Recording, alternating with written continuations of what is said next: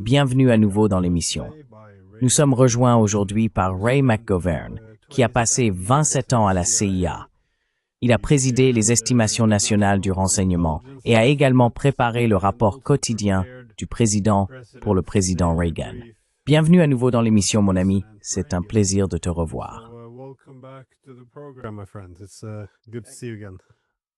Ici Glenn, Mosai Vibolti.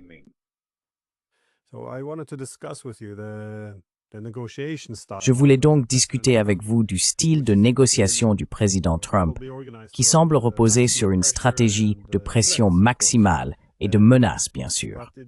Mais il semble que, du moins avec les grandes puissances, cette approche soit quelque peu inefficace. Nous voyons maintenant que la Chine a imposé des contre-sanctions particulièrement douloureuses, non seulement contre les États-Unis, mais aussi à travers le blocus des terres rares, ce qui menace de démilitariser en partie les États-Unis. La Russie ne reculera pas d'un pouce par rapport à son objectif central de mettre fin à l'expansion de l'OTAN en Ukraine. L'Iran ne capitulera pas, quoi qu'on fasse. Et même l'Inde a montré qu'elle était prête à se détacher des États-Unis si la pression devenait trop forte. Je me demandais donc, comment vous interprétez tout cela? Cette stratégie de pression maximale et de négociation propre à Trump. Pensez-vous qu'elle offre une véritable alternative à la diplomatie traditionnelle?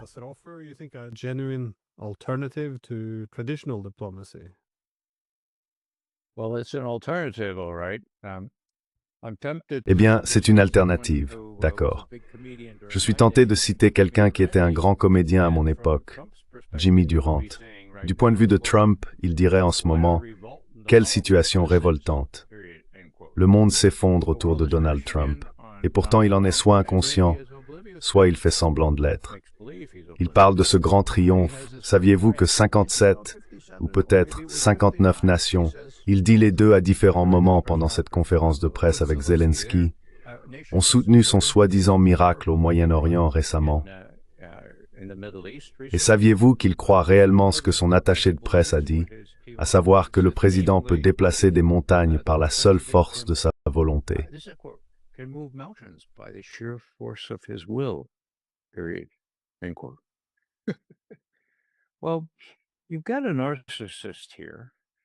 Eh bien, nous avons ici un narcissique, et pas qu'un peu.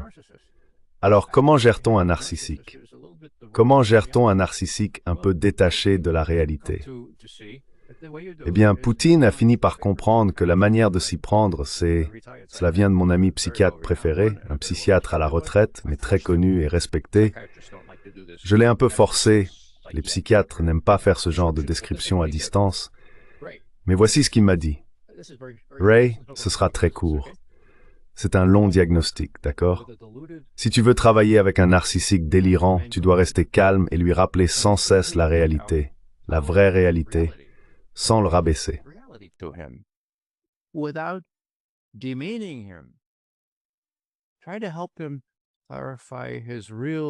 Essayez de l'aider à clarifier ses véritables intérêts et à renforcer toute tendance qu'il pourrait avoir à comprendre les autres avec honnêteté. Eh bien, je ne sais pas si Poutine consulte le même psychiatre, mais, bon sang, c'est exactement ce qu'il fait. Il a été presque flatteur, presque obséquieux, louant Trump à chaque occasion. En voici un exemple. Le prix Nobel de la paix. Devait-il l'obtenir? Eh bien, je ne sais pas. Ce n'est pas à moi d'en décider, dit Poutine. Mais bien sûr, il a fait 2 ou 3 autres bonnes choses.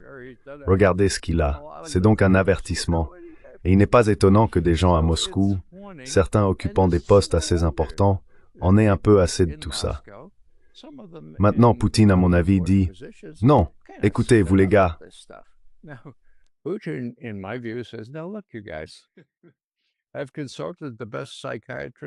J'ai consulté les meilleurs psychiatres et psychologues. Ce type a les doigts sur les codes nucléaires, d'accord? Voilà comment on le traite. Et en effet, c'est ce qui a conduit à ce prochain sommet. Maintenant, on a eu toutes ces discussions sur les Tomahawks, d'accord? Malgré le fait qu'il n'y en ait jamais assez. Il les tire depuis des sous-marins et des navires. L'Ukraine n'a ni navire, ni sous-marins. Oh, mais il pourrait les tirer depuis la terre. À partir de conteneurs. Oui, Mais il n'y en a pas pour l'instant. Eh bien, ils pourraient en construire. Peut-être cela prendrait 2 ou 3 ans. Allons donc. Ce n'a jamais été une suggestion réaliste. Et Poutine l'a dit très clairement.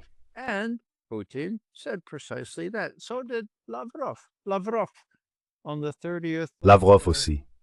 Lavrov, le 30 avril ou septembre, je crois, a déclaré « Écoutez, à ma connaissance, aucune décision n'a encore été prise. » Et il semble que toute cette histoire de Tomahawk soit en quelque sorte un geste envers les Européens pour leur dire « Eh bien, nous sommes toujours de votre côté. Nous pourrions nous débarrasser de ce matériel. » Et je ne sais pas qui a raison, qu'a dit Poutine le lendemain. À propos des Tomahawks, je cite, « C'est une autre façon de détourner l'attention des problèmes intérieurs en Europe. Mais au moins, à ce que je vois, la direction des États-Unis semble plus encline à suivre une autre politique axée sur la réalisation d'objectifs de développement national. Et c'est ainsi que je le comprends, déclare Poutine le 2 octobre. Alors, restons calmes. Puis, 2 jours plus tard, le chef de la Biélorussie dit « Écoutez, s'il vous plaît, restez calme à propos de tout cela. »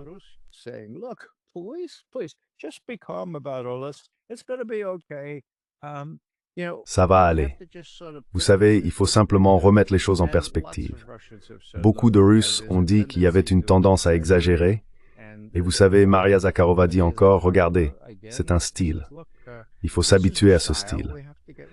Donc, quoi que vous pensiez de cette obséquiosité, cela semble fonctionner. Et je pense que c'est une bonne chose. Ce que nous avons maintenant, c'est un sommet qui approche. Et avant cela, bien sûr, la grande question des Tomahawks. Ils sont devenus une cause célèbre au cours des 3 dernières semaines, même s'il n'y a rien là-dedans, même si, comme je l'ai dit dès le début, il y a 3 semaines, c'est une fausse piste, un canard. Il n'y a pas de Tomahawk qui puisse atteindre l'Ukraine dans un délai significatif pour influencer le résultat. D'accord?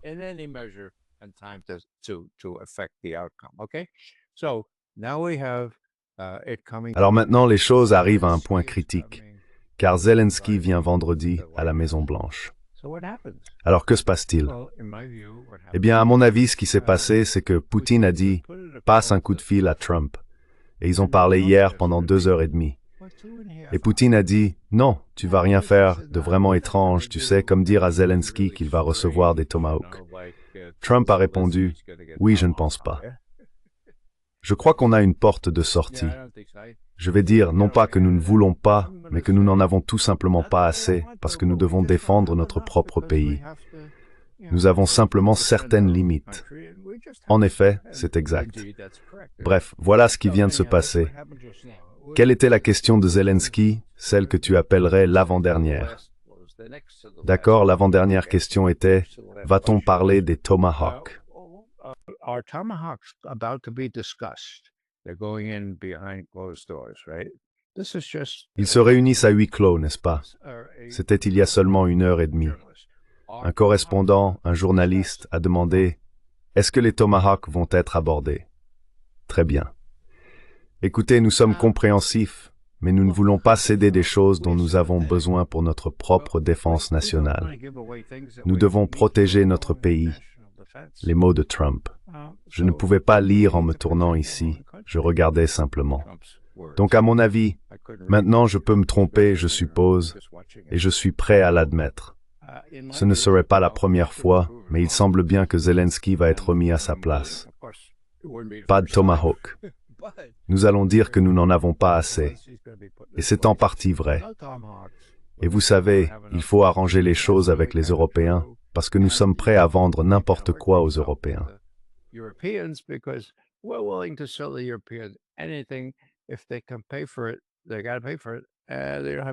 S'ils peuvent le payer, ils doivent le payer. Ils n'ont pas beaucoup d'argent. Mais ensuite, s'ils le payent et vous le donnent, avez-vous assez de personnel? Avez-vous encore assez d'armées pour utiliser tout ce matériel? Probablement pas. Donc la grande chose, Glenn, telle que je la vois, c'est que les gens perdent de vue le fait que la Russie a gagné cette guerre. Dans le Donbass, cela avance à un rythme qui ne semblait pas possible auparavant, ni probable compte tenu des tactiques russes. Mais maintenant, ils réussissent. Les frappes de missiles et de drones sont sans précédent par leur nombre. Alors, pour ceux qui disent oui, d'accord, tu parles de l'Alaska, Yeah, okay. You talk about Alaska. You talk about, Alaska. Oh, tu parles de l'Alaska. Quelle flexibilité Trump a-t-il montré en Alaska? Et ma réponse à cela est aucune. Il gagne. Tu te souviens, il gagne, d'accord? Donc il a montré suffisamment de flexibilité pour écouter Trump et dire oui, nous n'allons pas avoir de cessez-le-feu immédiat. En arrivant, Trump avait dit quelque chose comme « Je serais terriblement déçu de Poutine si je n'obtiens pas une forme de cessez-le-feu ». Il a dit cela dans l'avion en y allant, d'accord? Ensuite, il a fini par dire « Eh bien, un cessez-le-feu n'est pas ce que nous voulons. Nous voulons traiter l'ensemble du problème. Nous allons tout faire en tenant compte des intérêts fondamentaux de la Russie. »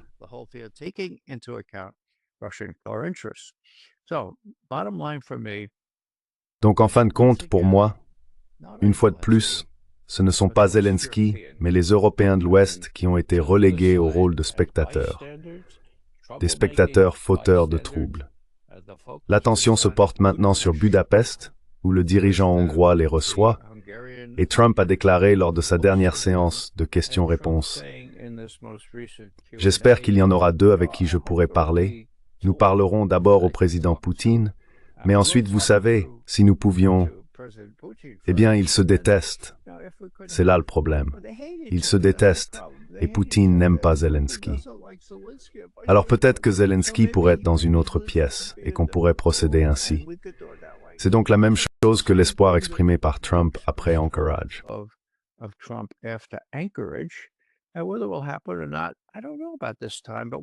Et quant à savoir si cela se produira ou non, je n'en sais rien cette fois-ci. Mais une fois que Zelensky se rendra compte que ses promesses de soutien total de la part de l'Europe sont des promesses creuses, une fois qu'il comprendra qu'il n'obtiendra pas de Tomahawks ni d'armes de ce genre, si mon interprétation de ce qu'ils ont dit avant ces discussions d'aujourd'hui est correcte, alors il y a une chance que lorsque Poutine et Trump se rencontreront, même si Poutine quitte la pièce et que Trump dise « Très bien, Zelensky, viens ici, voici ce que nous avons décidé », ce sera comme ça, d'accord? Et encore deux autres choses. La première concerne les deux objectifs principaux de cette offensive en Ukraine, qui n'a pas été non provoquée, et je peux le prouver. Les deux buts étaient la démilitarisation.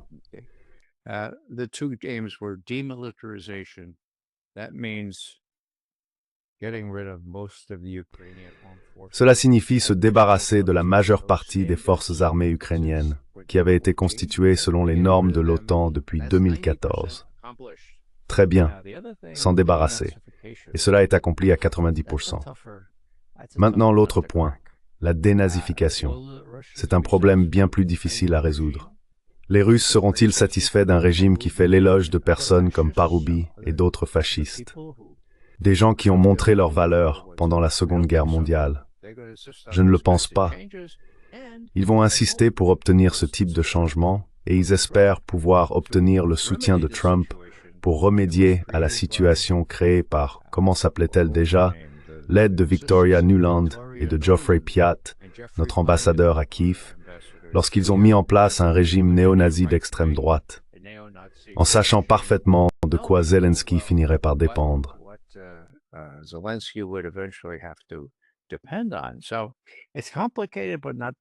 Donc c'est compliqué, mais pas tant que ça. Je pense que Trump a clairement montré qu'il est convaincu que Poutine veut un règlement. Poutine veut vraiment plus qu'un simple cessez-le-feu, et il va probablement l'obtenir si Trump a son mot à dire. Alors voyons voir. Peut-être que Zelensky sera autorisé à entrer dans la salle plus tard, mais on lui dira quelles sont les conditions. Et s'il dit « Non, non, nous n'allons pas accepter ça », alors je pense que Trump dira « Très bien, va parler à tes amis européens et vois quel type d'aide ils peuvent obtenir. Nous leur vendrons tout ce qu'ils peuvent payer, mais ils sont fauchés, bon sang. Reviens à la réalité. »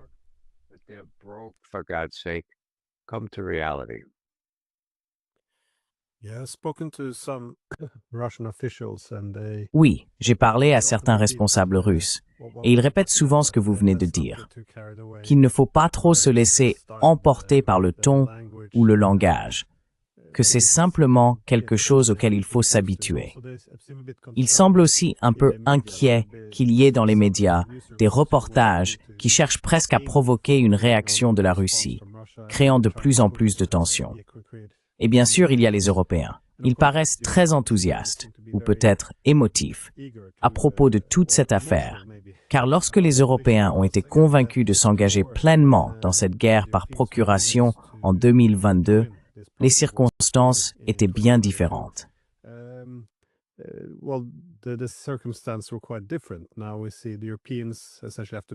Nous voyons maintenant que les Européens doivent essentiellement tout payer. Ils n'ont aucun mot à dire sur la manière dont tout cela va se dérouler. L'avenir de l'Ukraine sera décidé à Washington et à Moscou, mais c'est eux qui doivent tout financer. Ils doivent absorber toutes les conséquences de la guerre qu'ils ont déjà perdues, en réalité, ou du moins, ils s'en approchent. Et donc, ils n'ont aucune stratégie. Il n'y a pas de plan.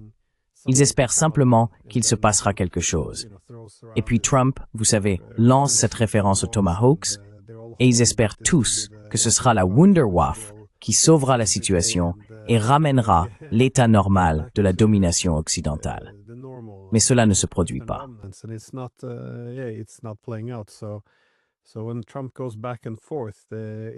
Alors, quand Trump change constamment de position, cela fait trembler les capitales à travers l'Europe, car elles se demandent toujours s'il est avec elles ou contre elles. C'est intéressant à observer. Mais d'après votre expérience dans le renseignement et l'analyse des politiques, cette utilisation constante de menaces, car Trump emploie effectivement des menaces militaires, des sanctions économiques, des insultes personnelles, comment voyez-vous cela? Il pratique assez souvent l'insulte personnelle d'ailleurs, ce qui est plutôt grave. En Égypte, il est à la fois insultant et flatteur. Il vient de rencontrer Zelensky et a essayé de lui dire à quel point il avait fière allure dans sa petite veste. Je veux dire, la façon dont il aligne les dirigeants étrangers et leur parle de haut est assez remarquable. Avez-vous déjà été confronté à ce genre de comportement dans des négociations internationales?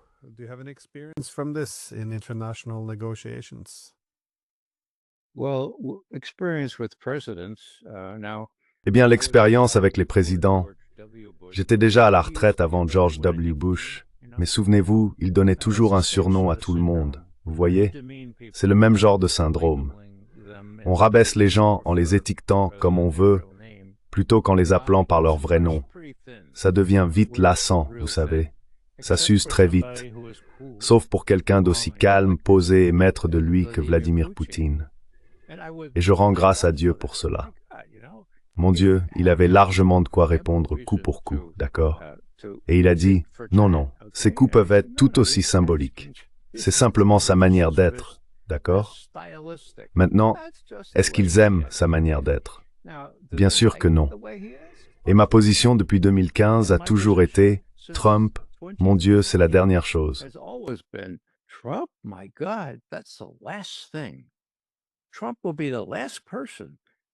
Trump serait la dernière personne que les Russes voudraient voir comme président des États-Unis, avec ses doigts sur les codes nucléaires.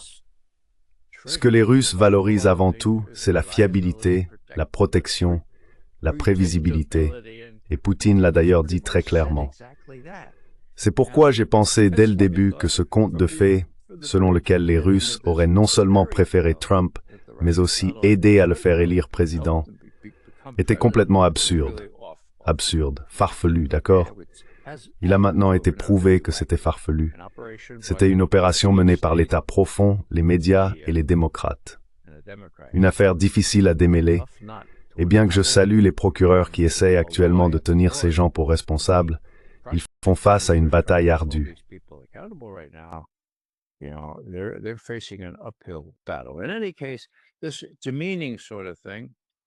En tout cas, ce genre d'attitude méprisante entre en jeu. Mais les véritables personnes mûres, comme les Iraniens, les Chinois, les Brésiliens, les Russes, disent « Eh bien, vous savez, ce type Trump, pour reprendre une vieille expression de Lyndon Johnson, il a un grand chapeau, mais pas de bétail. Il ne se rend pas compte que le basculement du monde, l'équilibre des forces, s'est complètement déplacé de ce côté-là. Il essaye de préserver contre toute attente la situation telle qu'elle était autrefois. Alors qu'est-ce que cela signifie concrètement? Eh bien, une de ces manifestations, c'est le langage obscène. Je viens du Bronx, on donne des par exemple. Je vais vous en donner un. Vous avez Victoria Nuland dans sa conversation avec Jeffrey Pyatt.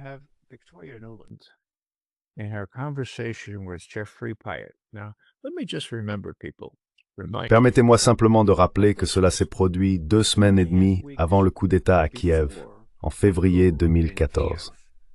Au cours de la première semaine de février, une conversation a été publiée sur YouTube. Un appel intercepté entre Victoria Nuland, la secrétaire d'État adjointe aux affaires européennes, et Jeffrey Pyatt, l'ambassadeur des États-Unis à Kiev. Ils y discutent des plans du coup d'État, en nommant les personnes qui allaient finalement prendre le pouvoir, en disant qui était trop à droite pour être gardé, du genre « c'est un nazi, on ne peut pas le garder ». Et puis Pyatt, comme c'est son devoir d'ambassadeur, dit « Madame la secrétaire, vous savez, elle ne va pas apprécier ce coup d'État. » Et elle répond de manière célèbre « Qu'ils aillent se faire voir, ces Européens. » Vous voyez bien quel mot elle a utilisé, n'est-ce pas?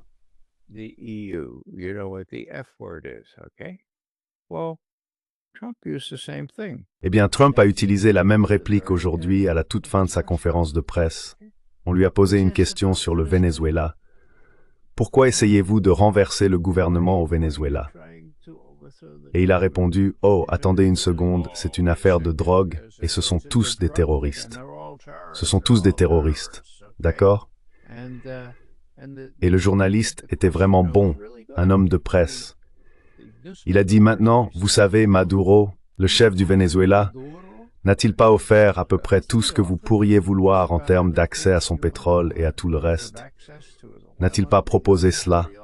Alors pourquoi faites-vous cela? Et Trump a répondu, eh bien, disons simplement qu'il doit apprendre qu'on ne déconne pas avec nous.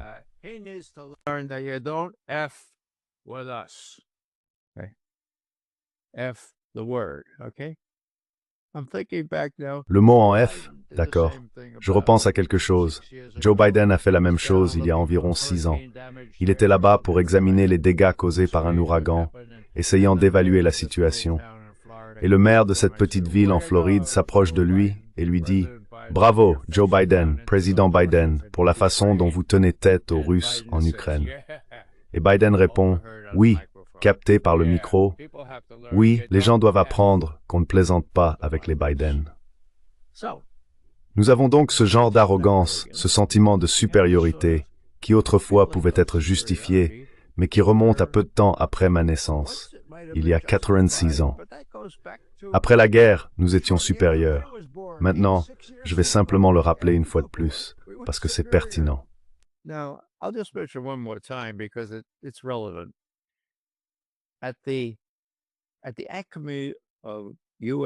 À l'Académie des relations américano-russes, c'était en 2013, d'accord? Que s'est-il passé? Eh bien, il y a eu une opération sous fausse bannière. Nous savons que c'en était une, et le secrétaire d'État Kerry a menti effrontément. Obama l'a pratiquement reconnu plus tard, d'accord?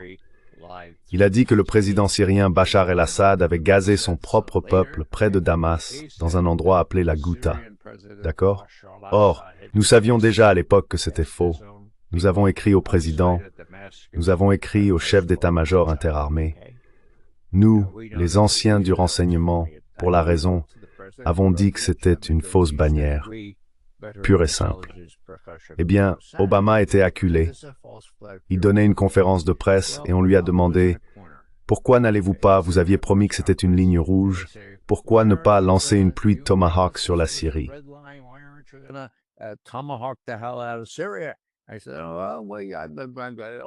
J'ai dit « Oh, vous savez, peut-être que je vais demander au Congrès. » Demander au Congrès. Eh bien oui, comme le dit la Constitution, on est censé demander au Congrès avant de commencer une nouvelle guerre. Par coïncidence, il est allé à Saint-Pétersbourg pour un sommet économique et il est arrivé un jour plus tôt. Il a rencontré Poutine, c'était début septembre 2013, et Poutine a dit « Écoutez, je salue Monsieur Obama, votre volonté de ne pas déclencher une nouvelle guerre. Et je vais vous faciliter la tâche, car je viens de convaincre les Syriens de remettre toutes leurs armes chimiques telles qu'elles sont, pour qu'elles soient détruites sous supervision de l'ONU sur un navire spécialement équipé pour la destruction d'armes chimiques. Obama dit, « Quoi? Vous avez fait ça? » Et demain, dit Poutine, le ministre syrien des Affaires étrangères va l'annoncer. Qu'en pensez-vous?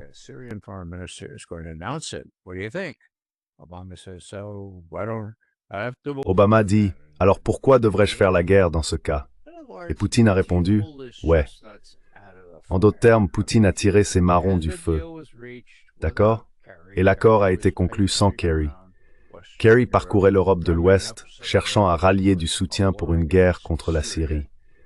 Finalement, Obama lui a dit, « Écoute John, désolé, mais nous avons trouvé un accord ici. Retourne à Genève et règle les détails. » Et en effet, à la fin du mois de septembre, cela a été conclu. Alors quel est mon propos ici?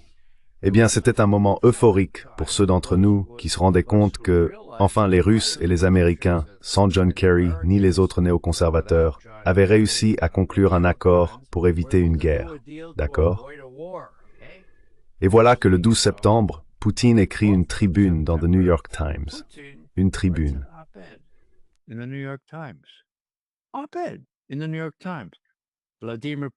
The New York Times, Vladimir Poutine, président de la Fédération de Russie, que dit-il? Il fait l'éloge de l'accord, affirme que nous avons évité une guerre et, tenez-vous bien, déclare « J'apprécie vraiment la confiance croissante qui existe non seulement entre nos deux pays aujourd'hui, mais aussi entre le président Obama et moi personnellement. Cependant, les Russes, comme vous le savez, ont toujours cette adnaka. C'est toujours le coup de grâce. Adnaka.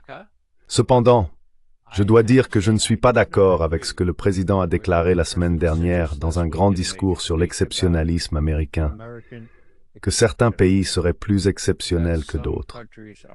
Je pense qu'il existe différents pays. Ils diffèrent par leur avancement vers la démocratie, par leur pauvreté ou leur enrichissement.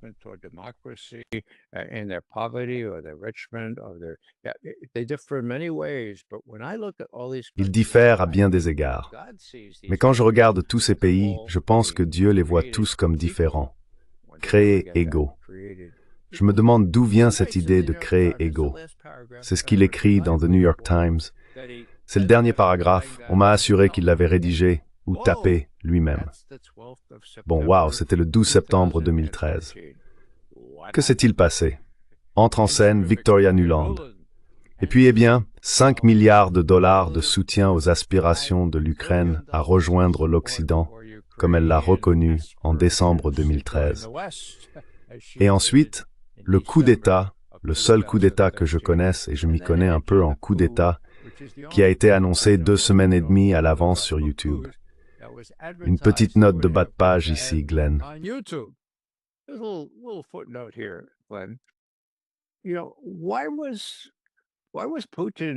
Vous savez, pourquoi Poutine était-il encore à Sochi, bon sang, quand ce coup d'État a eu lieu? Eh bien, pour la même raison que moi, j'étais tranquillement assis à Washington. Quand un coup d'État est éventé, ce n'est pas un terme très technique dans le renseignement. Si vous le faites capoter, il n'a pas lieu, n'est-ce pas? Et de plus, Poutine avait été informé qu'un accord avait été conclu sous la supervision du ministre allemand des Affaires étrangères de l'époque, Steinmeier, ainsi que des représentants britanniques et polonais. Il garantirait une transition pacifique du pouvoir. Yanukovych organiserait des élections anticipées et se retirerait discrètement, et tout le mouvement sur le Maïdan s'était apaisé. Le lendemain matin, bien sûr, c'était le chaos. Donc, je comprends Poutine.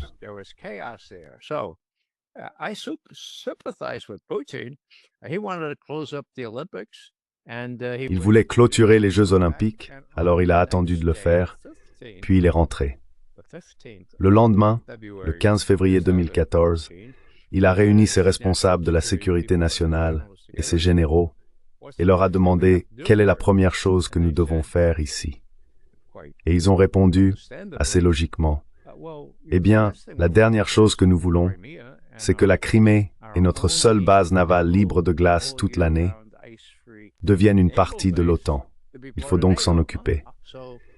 Et que s'est-il passé? Eh bien, Poutine a dit, mon Dieu, la Crimée ne faisait-elle pas partie de la Russie à l'origine? Et oui, c'était le cas. Alors, que s'est-il passé?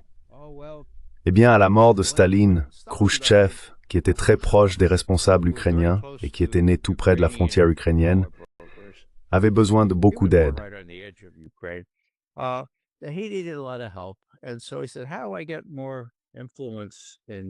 Et donc il a dit, comment puis-je obtenir plus d'influence à Moscou dont j'ai besoin? Staline n'en avait pas besoin. Et il a décidé, eh bien, tu sais, c'est pas vraiment important, n'est-ce pas? L'Ukraine fait partie de l'URSS. Donnons la Crimée à l'Ukraine. Quelle différence ça fait-il? Eh bien ensuite, bien sûr, comme vous le savez, l'Union soviétique s'est effondrée et l'Ukraine est devenue une nation indépendante. Oh mon Dieu, la Crimée fait partie de l'Ukraine. Et voilà l'histoire qu'ils ont racontée. Je peux imaginer Poutine disant, très bien, alors comment Khrouchtchev a-t-il fait cela? Eh bien à cette époque, Monsieur le Président, on avait un oukaz, c'est ainsi qu'on appelait un décret. Il a donc simplement signé un oukaz et la Crimée est devenue partie de l'Ukraine.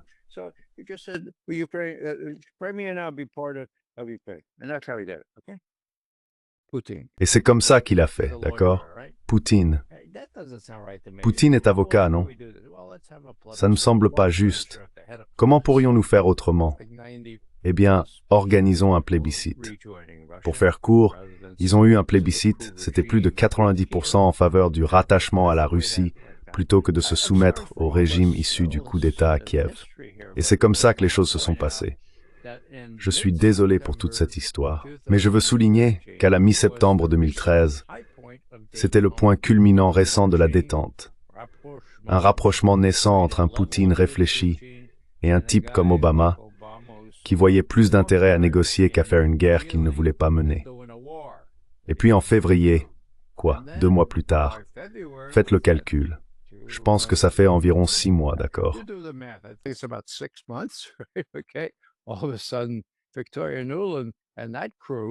Tout à coup, Victoria Nuland et son équipe ont convaincu Obama de tolérer un coup d'État à Kiev. Je veux dire, qu'est-ce qui pourrait bien mal tourner? Peut-être que nous obtiendrons la Crimée. Si nous n'obtenons pas la Crimée, si les Russes s'en emparent, mon Dieu, ce serait une telle tache noire pour la Russie, et nous pourrions en tirer avantage. Dernière chose que je dirais ici, Glenn, et c'est en quelque sorte la plus importante, quoi qu'on dise d'Obama, et il y a beaucoup à dire sur Obama, au moins il était assez sensé, il y a 10 ans, en 2015, pour dire ouvertement, écoutez, la pire chose que nous pourrions faire pour les Ukrainiens serait de leur donner l'idée qu'ils pourraient l'emporter sur une Russie bien plus forte. Oui.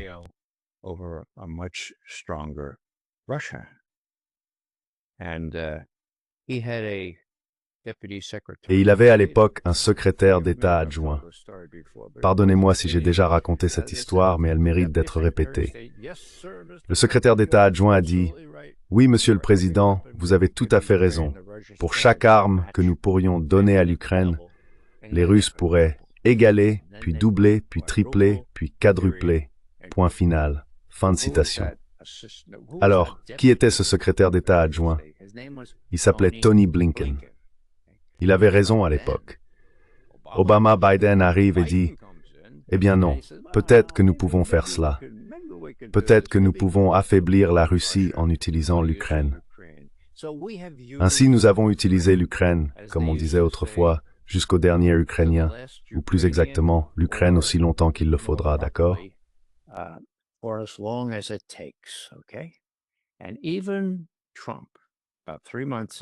Et même Trump, il y a environ 3 mois, a admis publiquement lors d'une conférence de presse que les Ukrainiens s'étaient battus très courageusement, vaillamment, mais qui ne faisaient pas le poids face à une Russie bien plus puissante. Or Biden n'était pas assez intelligent pour le comprendre. Obama l'était et Trump aussi. Donc il y a de l'espoir de ce côté-là. Je pense que Trump aimerait vraiment se débarrasser de cet albatros, tout comme Poutine. Poutine n'a pas besoin de faire beaucoup de concessions, car il a déjà gagné. Ce qu'il veut, c'est un accord qui prenne en compte les intérêts fondamentaux, comme on dit, de la Russie. ce qui signifie pas d'Ukraine dans l'OTAN, et une Ukraine démilitarisée ou neutre. A demilitarized or a neutral Ukraine. And one of the most sensible proposals that's Et l'une des propositions les plus sensées qui ont émergé il y a quelques semaines, venant de notre ami commun Jeff Roberts, était « Écoutez, pourquoi ne pas suivre l'exemple de la Finlande pendant la Seconde Guerre mondiale et juste après? C'est une possibilité évidente pour l'Ukraine. Soyez neutre, bon sang. Vous devrez peut-être renoncer à certains de vos désirs, mais au moins vous conserverez votre souveraineté, bon sang, et vous prospérerez. Tout comme les Finlandais ont prospéré à 2 reprises lorsqu'ils ont décidé « Oups, nous ne voulons pas nous confronter aux nazis, nous ne voulons pas nous confronter aux Russes. » Alors ils ont fait un compromis. Maintenant, vous venez d'un pays proche de la Finlande.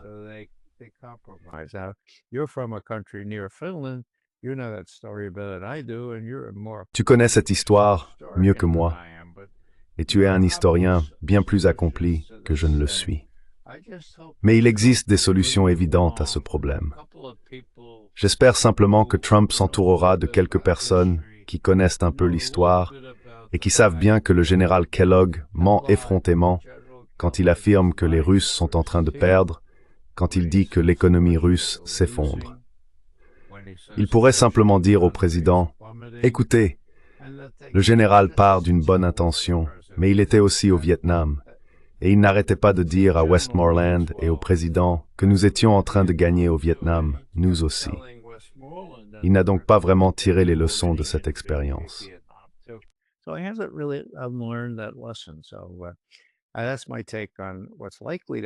Voilà donc mon point de vue sur ce qui est susceptible de se produire, espérons-le, lorsqu'ils se réuniront.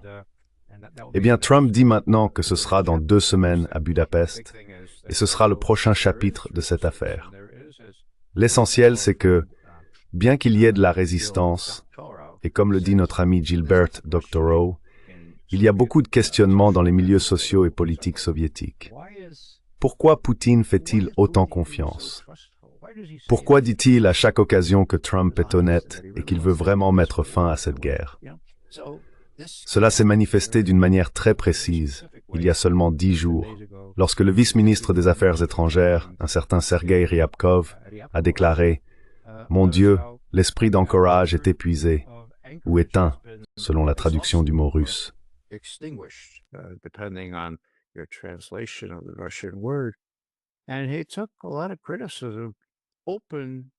Et il a essuyé beaucoup de critiques, ouvertes, précises, personnelles, à ce sujet de la part de ses supérieurs, de personnes proches de Poutine et de Poutine lui-même. Maintenant, c'est un symptôme. Je veux dire, il y a beaucoup de gens qui se sont fait avoir. Peut-être que la dernière chose que je dirais à ce propos concerne Ryabkov. Qui est-il? Eh bien, il a été ambassadeur ici pendant de nombreuses années aux États-Unis. C'est le diplomate le plus accompli après Lavrov. Il prendra probablement la place de Lavrov un jour. Mais il a eu une très très mauvaise expérience.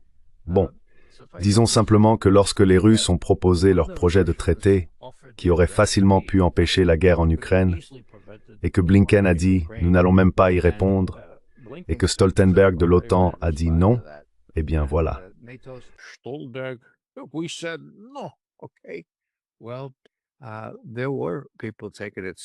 Eh bien, certaines personnes prenaient cela au sérieux.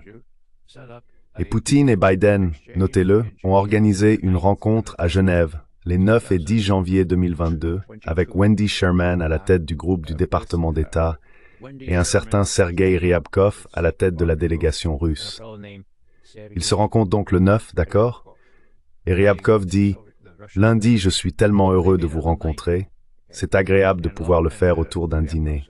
Nous sommes très enthousiastes. » Ushakov, après avoir publié le compte-rendu de l'appel téléphonique entre Biden et Poutine le 30 décembre, il y a seulement 10 jours, nous avons fêté le Nouvel An avec joie.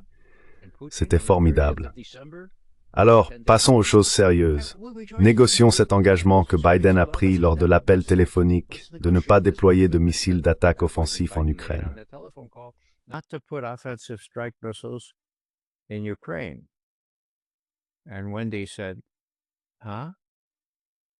Et Wendy a dit « Hein ?»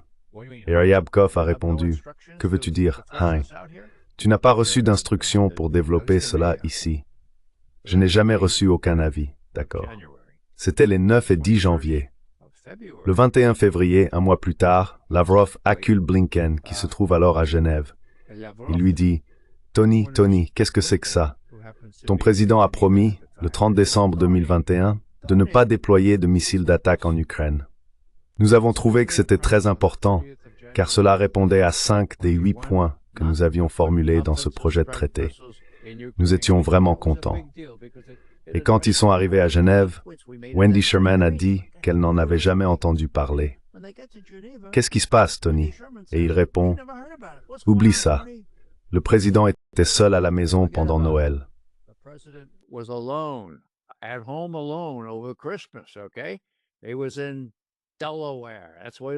D'accord.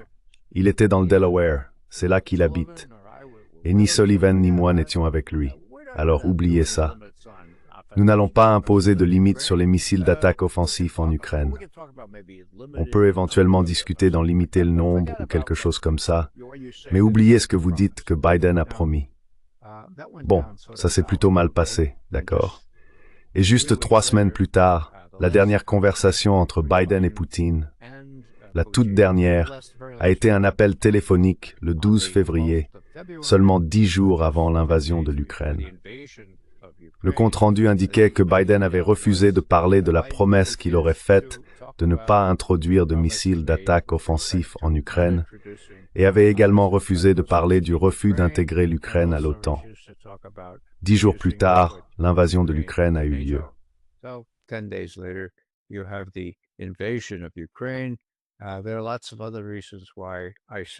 Il y a beaucoup d'autres raisons pour lesquelles je dis que cette invasion n'était pas non provoquée, d'accord? Elle a été provoquée jusqu'à la moelle, d'accord? Était-ce une offensive à grande échelle, comme on l'a aussi qualifié? Non, ce n'était pas à grande échelle. Environ 90 000 soldats, où sont-ils allés? Ils sont montés vers Kiev. Que s'est-il passé? Ils se sont arrêtés. Pourquoi se sont-ils arrêtés? Parce que Poutine et Zelensky ont personnellement envoyé leurs représentants négocier un accord qu'ils ont conclu à Istanbul début avril 2022, 6 semaines après le début de la guerre. Et en signe de bonne volonté, les Russes, qui avaient garé leurs chars sur une autoroute, c'est quoi ce truc sur l'autoroute, d'accord, ne se sont pas embourbés, comme beaucoup l'avaient dit.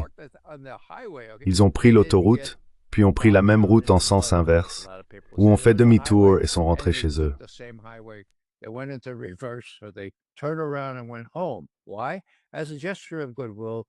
Pourquoi? En signe de bonne volonté parce qu'ils avaient un accord initial, ce traité, cette entente, qui incluait également une interdiction pour l'Ukraine d'entrer dans l'OTAN. Alors en résumé, qu'est-ce que cela signifie? Ce n'était pas une invasion à grande échelle. C'était une invasion limitée destinée à faire peur à Zelensky pour qu'il accepte de dire « Très bien, nous renonçons désormais à toute intention de rejoindre l'OTAN ». Que s'est-il passé? Eh bien, nous avons les négociateurs ukrainiens ainsi que les négociateurs russes qui expliquent exactement ce qui s'est passé. Boris Johnson est intervenu à la demande des États-Unis et du Royaume-Uni et a dit « Non, ne signez pas, ne signez pas. C'est déjà assez grave que vous l'ayez paraphé. Mais si vous le signez, nous ne vous soutiendrons pas. D'accord? En revanche, si vous ne le signez pas, nous vous soutiendrons aussi longtemps qu'il le faudra. »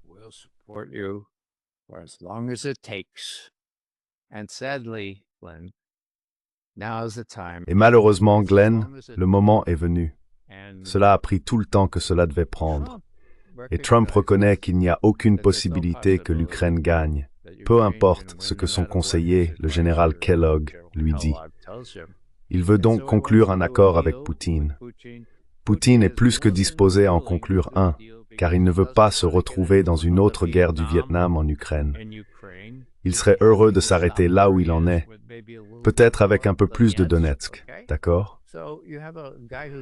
Donc vous avez un homme qui est en position de force, un autre qui veut conclure un accord juste pour se débarrasser du problème. D'accord? Et je pense, comme je l'ai déjà dit, que Poutine est prêt à fournir autant de maquillage que Trump semble en avoir besoin pour dissimuler le fait qu'il maquille ce cochon de la défaite. Et vous avez une diminution des tensions en Europe.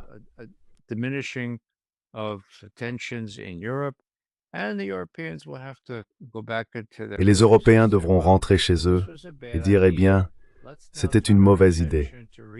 Tournons maintenant notre attention vers la réhabilitation de nos propres pays, au lieu de gaspiller beaucoup d'argent à acheter des armes américaines pour les vendre aux Ukrainiens, qui n'ont ni argent ni troupes. Je veux dire, à part ça, c'est une excellente affaire qui a été proposée. Vendre aux Européens, les Européens les donnant à Zelensky, et Zelensky n'ayant ni troupes ni spécialistes pour les utiliser. Gardez à l'esprit que les Tomahawks nécessiteraient, ipso facto, des années de personnel américain pour les faire fonctionner, ainsi que tous les systèmes associés à ce projet. Et c'est quelque chose que Trump, tout comme Poutine, ne veut pas voir se produire.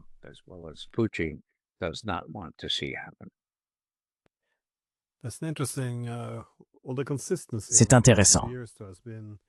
Toute la cohérence de ces dernières années réside dans le fait que tous les récits sont organisés autour de l'aide à l'Ukraine. Et pourtant, toute cette aide finit toujours par prolonger la guerre, la déclencher, et bien sûr, se battre jusqu'au dernier Ukrainien.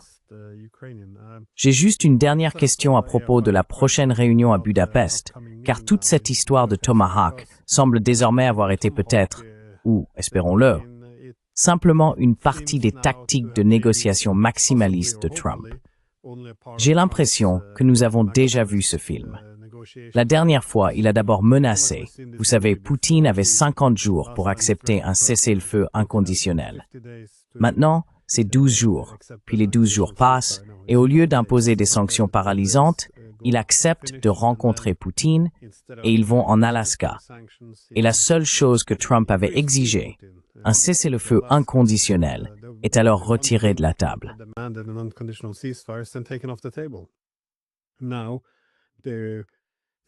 C'est la même chose maintenant. Il menace avec des Tomahawks, qui sont considérés comme étant directement opérés par les Américains.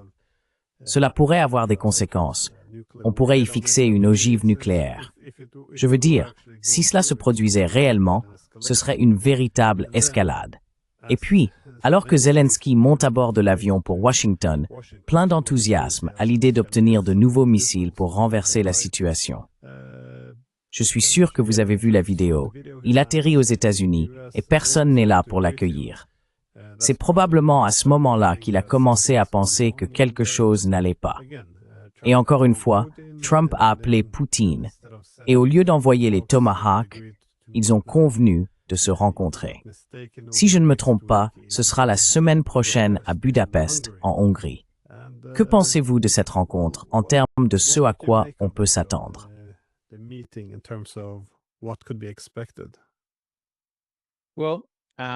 Eh bien, il a été accueilli par le chef du protocole à son arrivée, Zelensky, je veux dire.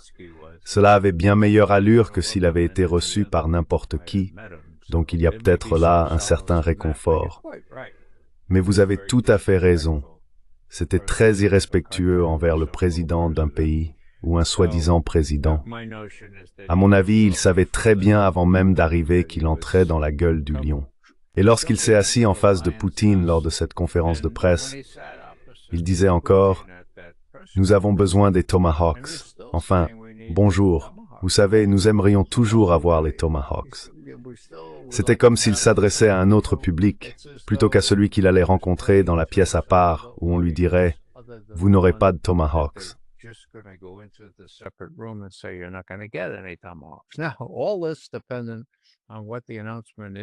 Tout cela dépend maintenant de ce que sera l'annonce, probablement dans l'heure qui vient, à propos de la manière dont ces discussions se sont déroulées.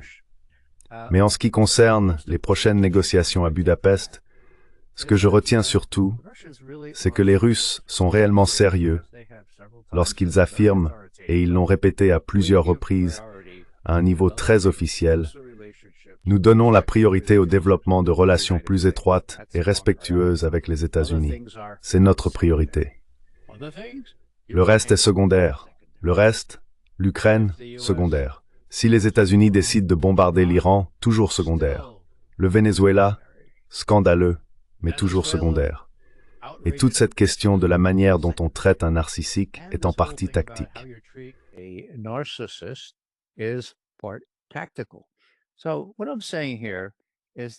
Ce que je veux dire ici, c'est que ce qui m'a frappé, d'après mon expérience de soviétologue ou de kremlinologue, c'est que les Russes n'ont jamais été aussi clairs sur le fait qu'ils accordent une priorité absolue à l'amélioration de leurs relations avec les États-Unis. Ils savent qu'ils ont probablement encore Trump pour 3 ans, le seul avec qui ils peuvent travailler. Ils le considèrent comme bien plus flexible que Biden. C'est une louange un peu empoisonnée, sans doute. Mais voilà, il est là. Il a un accord. Et puis nous gagnons, dit Poutine. Nous gagnons. C'est important, non? Alors que font-ils selon toi? Tu as mentionné cet avertissement de 50 jours. Utiliser l'Ukraine, ou sinon des sanctions paralysantes. La Russie s'est plutôt bien débrouillée avec les sanctions. Mais sont-elles toutes si terribles?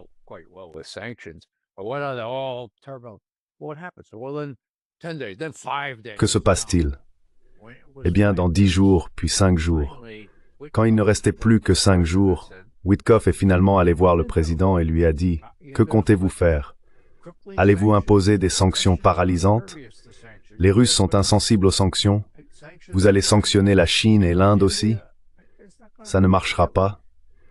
Laissez-moi aller à Moscou pour voir si nous pouvons conclure une sorte d'accord. » C'est comme ça que ça s'est passé. Trump dit « Très bien, allez à Moscou. » Witkoff passe 2h30 avec Poutine et il décide « Eh bien, voici un moyen de détourner l'attention de tout cela. Allons à Anchorage, parlons en Alaska, organisons un sommet. » Et vous savez, il y a beaucoup de choses avantageuses là-dedans pour Poutine.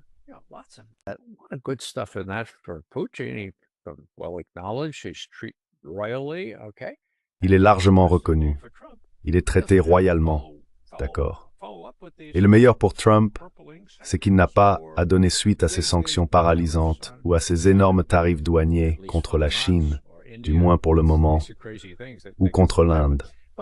C'est fou, cela pourrait encore arriver. Mais tout ce que je dis, c'est que ce n'est pas la première fois. Cela s'est aussi produit en mai. Il y avait une situation similaire où Poutine a dit « D'accord, nous allons aller à Istanbul et parler aux Ukrainiens. » Mon Dieu, à chaque petit détail dans cette affaire, les Russes ont tiré Trump d'affaire. Et c'est encore le cas cette fois-ci. Donc Trump ne va pas leur donner de tomahawks. Je ne pense pas. D'accord? Alors, que fait Poutine en réaction? Eh bien, nous allons nous rencontrer et discuter.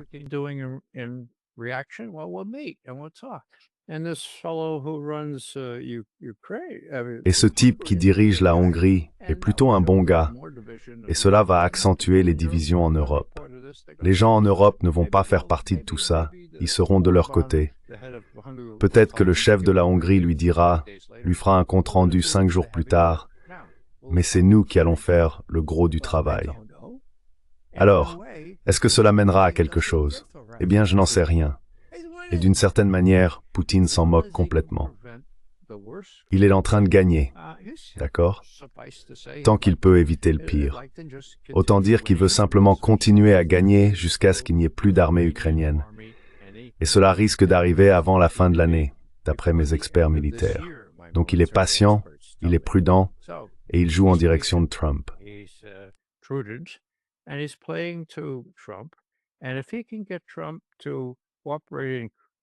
Et s'il parvient à amener Trump à coopérer pour créer une architecture plus stable, qui tienne compte des intérêts de sécurité de la Russie et empêche l'Ukraine de jamais rejoindre l'OTAN, tant mieux. Mais il n'en a pas besoin. Il est prêt à faire un pas vers Trump. Et qu'il le voit comme quelqu'un réellement intéressé par la paix.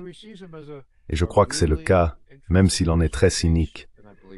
Trump est le seul interlocuteur avec qui il peut parler pendant 3 ans.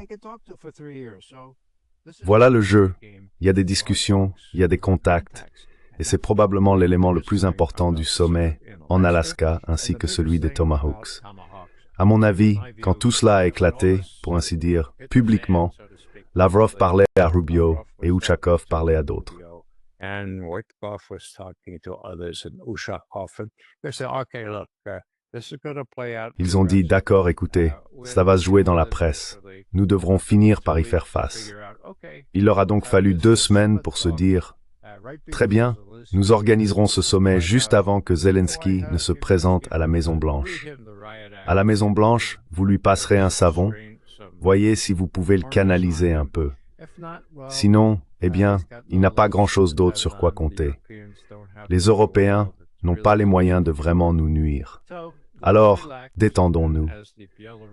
Et comme l'a dit le Premier ministre biélorusse Loukachenko, écoutez, restez calme, d'accord? Restez calme, ce genre de choses arrive, tout ira bien, vous verrez bien. Et bien sûr, c'était juste avant que Poutine et Trump ne conviennent de ce sommet. Et maintenant, nous verrons ce qui se passera à Budapest.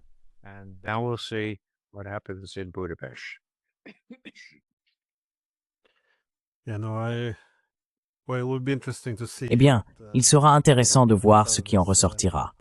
Mais tu as raison. Les Européens ne sont pas contents que cela se tienne à Budapest, car ils ont même sanctionné Orban pour avoir rendu visite à Moscou et tenté d'amener Zelensky et Poutine à trouver un compromis politique. Donc, ils ne sont pas du tout satisfaits de cela. Mais encore une fois, il n'y a plus grand-chose à faire à ce stade. Je pense que les Européens sont assez perdus maintenant. J'ai un collègue américain qui s'est récemment rendu en Ukraine, où il a rencontré des personnes, des responsables de haut niveau comme Boudanov, Umarov et d'autres. Et la conclusion, c'est qu'ils ne sont pas très contents des Européens en ce moment.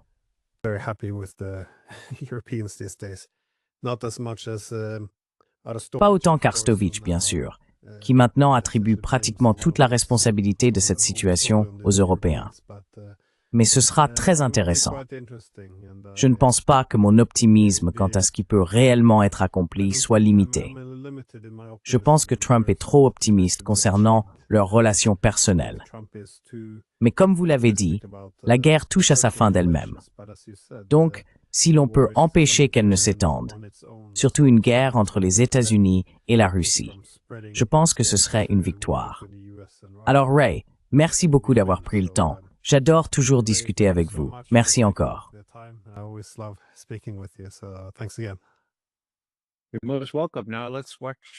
Je t'en prie. Maintenant, regardons et voyons ce qui ressort de cette conversation qui se déroulait pendant que nous parlions. Si nous avons raison de penser que la question des Tomahawks est une fausse piste ou non. J'espère que nous avons raison. Et si ce n'est pas le cas, alors il faudra repartir de zéro et voir ce qui se passera ensuite.